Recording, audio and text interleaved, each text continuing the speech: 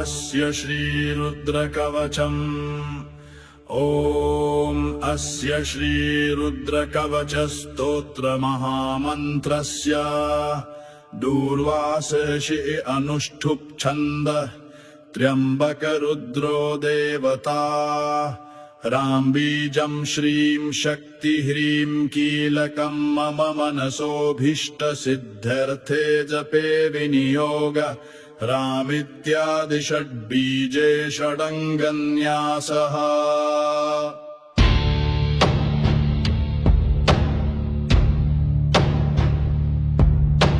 शान्तं पद्मासनस्त्रं शशिधरं मकुटं पञ्चवक्त्रं त्रिनेत्रं शूलं वज्रं च खड्गं परशुमभयदं दक्षभागे महन्तं नागं पाशं च घण्टां प्रलयहुत्तवहं साङ्कुशं वामभागे नानालङ्कारयुक्तं स्फटिकमणिनिभं पार्वतीशं नमामि।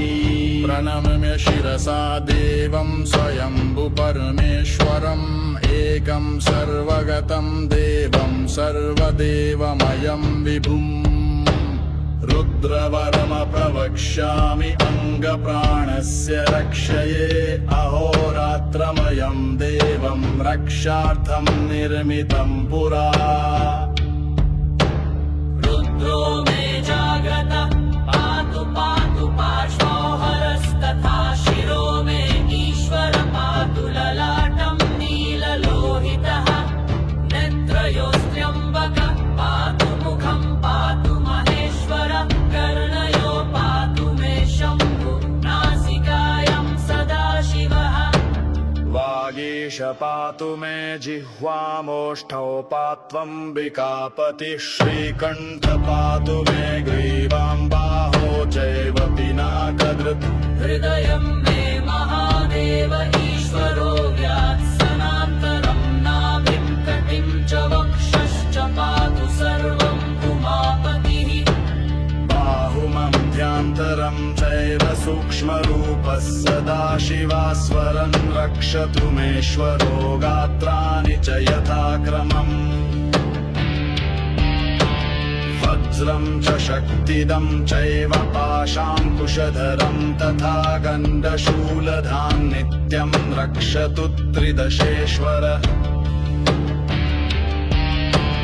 प्रस्थानेषु पदे चैव वृक्षमूले नदीतटे सन्ध्यायां राजभवने विरूपाक्षस्तु पातु माम् शीतोष्णादथ कालेषु तुहीन्द्रुमुकण्टके निर्मनुष्ये समे मार्गे पाहि मां वृषभध्वज इत्येतद्रुद्रकवचं पवित्रं पापनाशनं महादेव प्रसादेन दूर्वासमुनिकल्पितं समाख्यातं समासेन न भयं तेन निद्यते प्राप्नोति परमारोग्यं पुण्यमायुष्यवर्धनम्।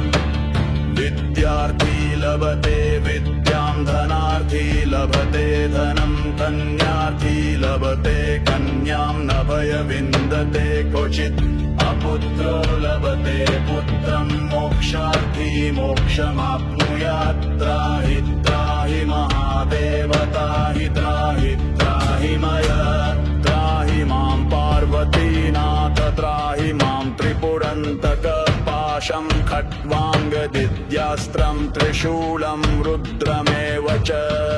नमस्करोमि देवेश त्राहि मां जगदीश्वर शत्रुमध्ये सभामध्ये ग्राममध्ये गृहान्तरे गमने गमने चैव त्राहि मां भक्तवत्सलत्वं चित्तमादितश्चैतपं बुद्धिस्तं परायणम् कर्मणामसा चैव पं बुद्धिश्च यथा सदा सर्वधर्भयं छिन्दि सर्वशत्रुन्निवत्याय।